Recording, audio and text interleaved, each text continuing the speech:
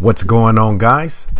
This is Martyrs Brigade 99 coming to you once again with another session of Killzone Shadow Fall. Alright guys, we are back at it, but this time we are in the Divide. And in the last video we talked a lot about the Christmas noobs and the guys who play selfishly, right? Those who mainly concentrate on team deathmatch. Right, and I basically tried to explain to a lot of the experienced guys for them not to get, discouraged, and that they should go ahead, instead of getting frustrated, go ahead and start working on your unlocks, right? Because once you get into a competition with a lot more other experienced players, you might not have time to experiment with a lot of, let's just say, other classes, right? In order for you to get access to other unlocks. So that's what we talked about last video. This time around, we're going to talk about kill-death ratios, right? And why in missions, war zones in particular, they are not necessarily an indicator of a good player. Not necessarily. Now, in this particular match, I'm actually going to die a lot, right? But I'm also going to get a lot of kills. But you guys are going to notice, now keep in mind, this is not even my main profile. This is I think I have like 280 unlocks. As a matter of fact, less than 300, right? So my turret's not maxed out.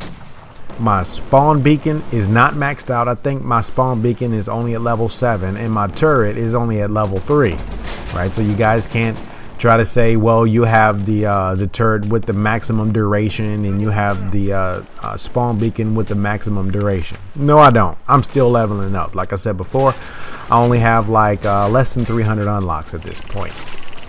But I'm just going to go ahead and I want you guys to pay close attention. In addition to listening to me talk, with the dialogues as I often like to do, I want you guys to pay close attention to my tactics and what I'm doing. Right? This is a support role. If you guys notice, I went on ahead. This is objective B. We are defending, right? So for a lot of you guys that may not be familiar with these missions, we are defending and the opposition are they're attacking. Now, my job as a support guy is to support the team. So how am I supporting the team? I don't know if you guys paid attention, but I dropped a spawn beacon relatively close to objective B. Right? In addition to that, I have my air support because more than likely those guys are going to try to approach us from this particular bridge, right? That particular bridge, more than likely they're going to try to do that. And why do I say that? Well, because if I was on that team, I would try to access that area because it's closer. Right, it's closer to me.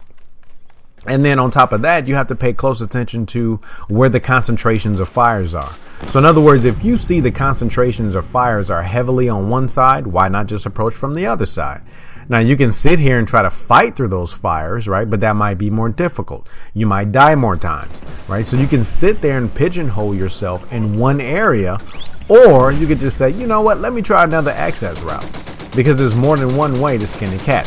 Now, if you guys notice, these guys are approaching, just like I thought. So I dropped my spawn beacon, right? Because we're going into a defend. And I don't have infinite health. Now, luckily, we have another spawn beacon. We don't have infinite health. So it's guaranteed that I'm going to die. So seeing that eventually I'm going to die, I want fast access back to the objective. So you guys have to keep these things in mind. Now, on one hand, you don't want to put it so obvious, right, to where the opposition can go ahead and deconstruct it. But at the same time, it needs to be relatively close so that your team don't have to run all the way back to the base. Now, if you guys notice, I'm going to throw out my air support drone, right? Why? Because I noticed that they're coming from this side.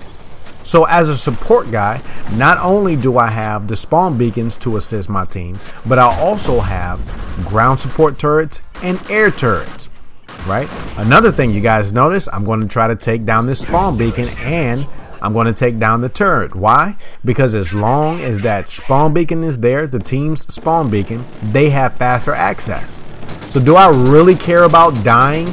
Not necessarily. Do I really care about getting all these kills? Not necessarily. I care about helping to bring my team to victory.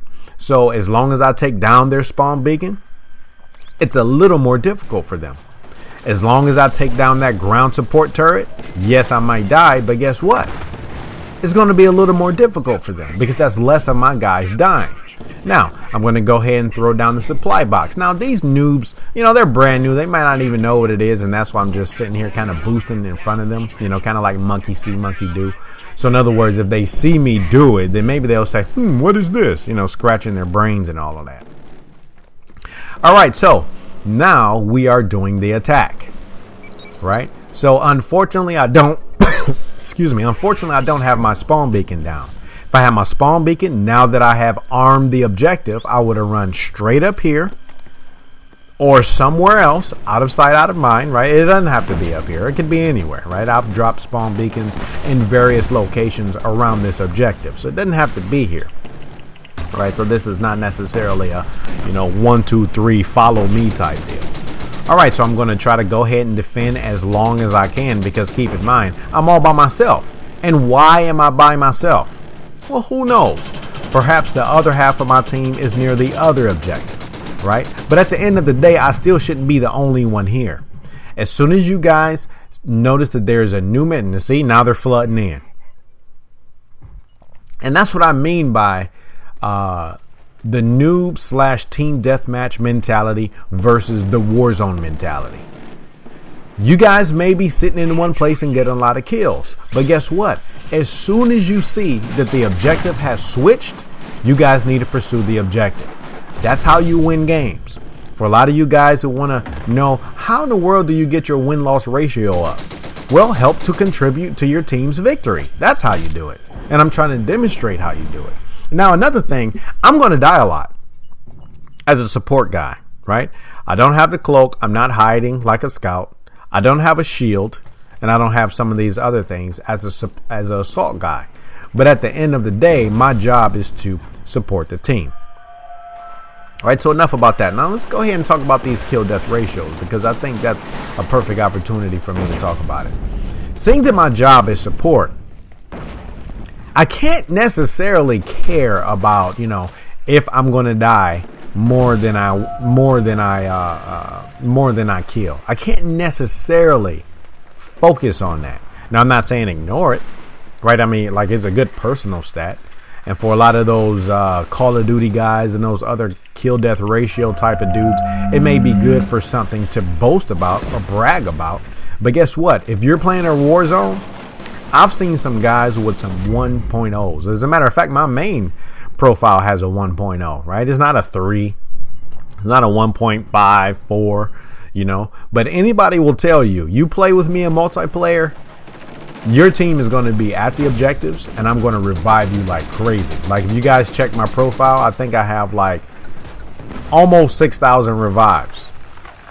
So in other words, having a high death ratio is not an indicator of how good of a player I am, especially as a support guy, because there's going to be some times where you're trying to find the perfect area to drop a spawn beacon and you might die several times. Like, as a matter of fact, in this particular fight, I die like several times because instead of trying to get kills, I'm trying to get my spawn beacon at a perfect area, right? And just so happen I keep getting interrupted, right? Because there's some times where you just simply can't win a firefight.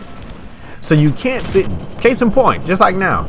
I think that's like the second or third time that I died to, I don't know if it's that particular scout, but at least some other type of scout.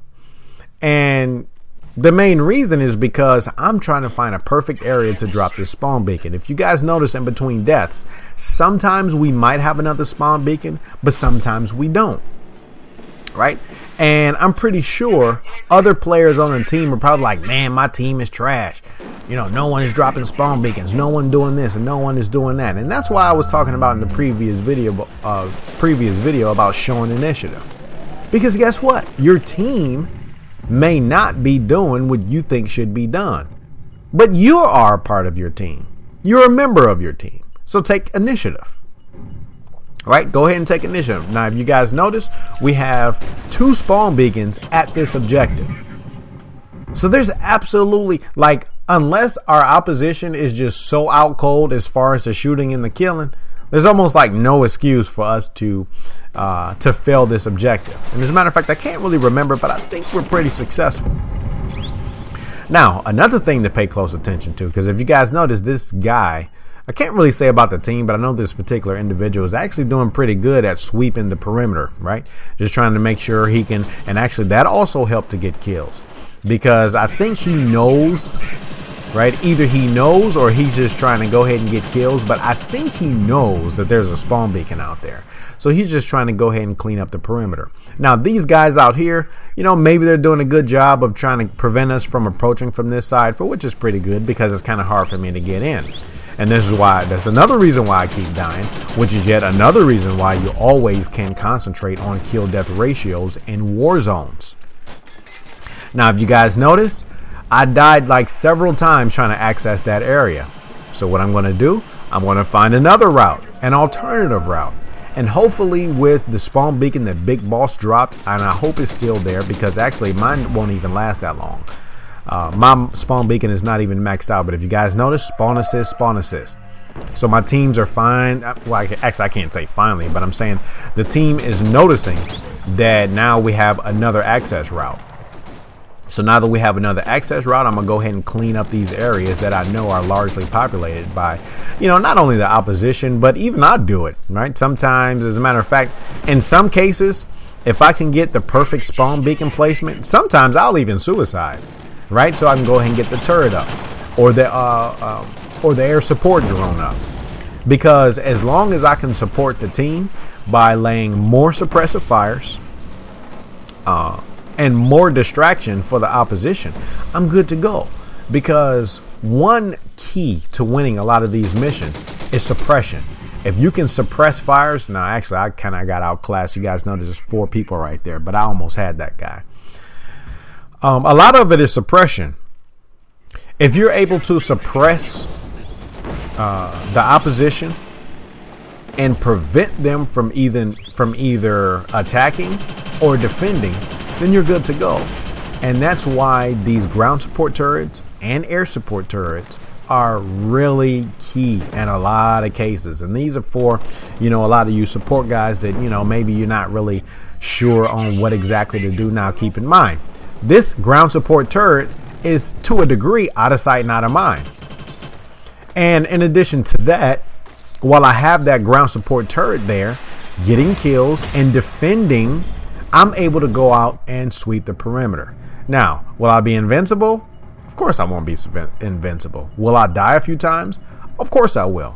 But at least I have defense on the objective. And actually, I almost got killed right there because that's their base. And if I didn't pay attention, I would have. Now, if you guys notice, these guys are like just standing in one area. Like, why?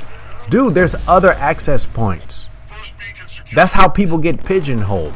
And that's how you're not able to pursue the objective, because you're so worried about standing in one place, engaging in a firefight, that you're not focusing. Now, if you guys notice right here, this guy was able to remove himself from getting those kills, and he's working toward the objective. And actually, I almost didn't even see that guy. Right? I saw the guy behind him, but because he had that cloak on, you know, it was kind of weird. So I wasn't able to stop him. But guess what? My ground support turret is over there. Right? So as long as my ground support turret is over there, and if you guys notice, I'm going to get a lot of kills with that ground support turret. I'm also going to go ahead and get some air support. So if you guys notice, I'm defending this area because this area is where we need to capture the beacon. If we're not able to capture the beacon, there is no way we can pursue these objectives. So I want a lot of you new guys, a lot of you Christmas noobs, a lot of you team deathmatch noobs out there who are ruining the Warzone experience. Now, if you guys notice, I'm going to get this kill. 2 other people are going to spawn, but guess what? I don't necessarily care about killing those guys, right? I want to get rid of that spawn beacon. And that's another thing. You guys have to think about priorities. One thing that I try to prioritize, if I can get rid of the enemy spawn beacon, I don't care about getting a kill as long as I can get rid of the spawn beacon. Because less spawn beacons for them, that's more guys that have to run all the way to the base. You guys notice I got my defense right back up. is going to start firing up. Now keep in mind, it's not maxed out again, so it will not last as long as it normally does with the maxed out one. But guess what? I'm getting kills. I'm defending our spawn beacon. Now keep in mind, no one else is throwing out spawn beacons, although I'm not the only support guy. If you guys just pay close attention, in between deaths, no spawn beacons. So there's either one or two possibilities. Either there's no spawn beacons because no one is dropping them, or, you know, maybe just by chance their spawn beacons ran out at the same time that mine ran out, right? Which is possible. All right, so let's go ahead and get rid of this guy. Now, so this is why kill death ratios doesn't mean anything in war zones, because in war zones it's all about teamwork, and bragging about your little Call of Duty kill death ratios doesn't mean anything in this type of game. It's not an indicator for anything, right? And another reason why that's important is because, you know, we're going to be having these we're going to be getting clan support soon, right? And I know either the clan that I create or the clan that I become a part of, that's all I'm looking for. Like, in other words, if I get affiliated with any type of clan, either with my own or with someone else's, and I see that the members are not playing as a team, I'm out of there, chief. Or if I create my own and there's some guys who are like, hey man, let's go ahead clan up, and I notice that they're just all about team deathmatch type of gameplay style, guess what? I'm out of there, chief. Well, actually, you're out of there, because that type of game style does not support team play. And this is one reason why I really love Killzone, because it's not about just running around in a circle getting as many kills as you can.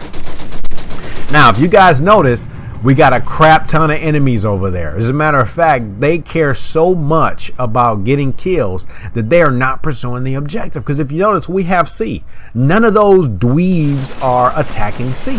So what I'm going to do, instead of sitting there and getting kills, engaging in the firefight back with them, I'm going to go ahead and put my ground support turret here. What is the ground support turret going to do? Number one is going to suppress some fires over there in that area with these noobs just standing in one area. Number two, it's also going to point downward at objective C.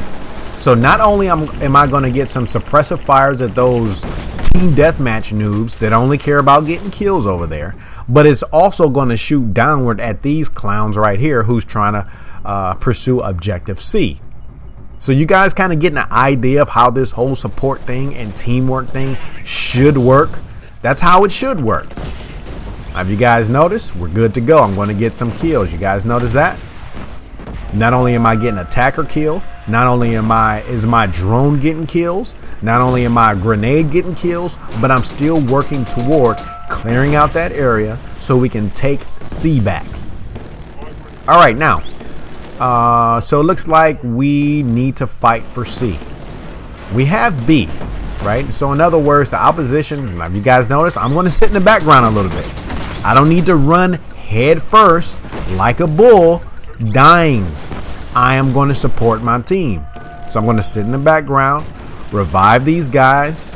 Once I see that I got a few guys revived, then I'll go ahead and get in there and try to help to attack C. Now, if you guys notice, I can, and actually this is one thing that I had to remember, you know, because I know a lot of times I'm playing the game and I may have some support guys right behind me, and I'm like, dude, hurry up and pick me up.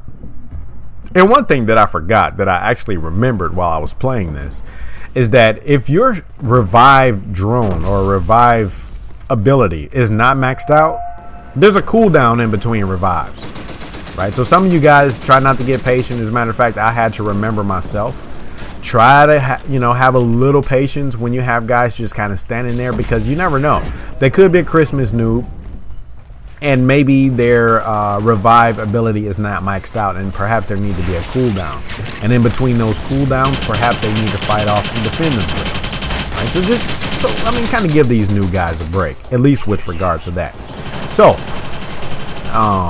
looks like we took charge of C, and it looks like we have completed B. So now we need to go ahead and attack the last point, which will be Alpha.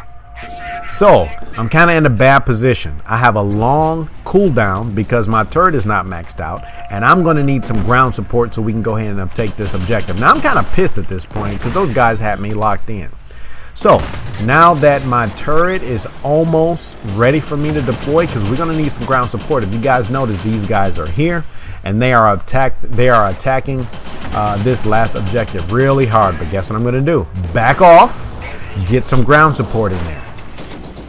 You guys notice? I'm going to get some ground support. And guess what? At the end of the day, we're going to complete the mission. And you guys are going to notice, despite me not engaging in every single firefight, I got a lot of kills. And I was number 1.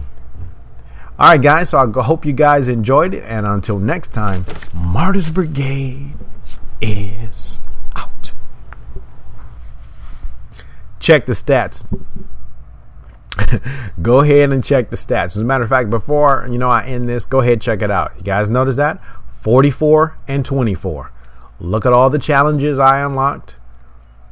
You guys notice that? I think I completed like 5 or 6 challenges. I'm working on these in progress. I had the most kills and I was number 1. And the most mission points. All right, guys. I'm out of here.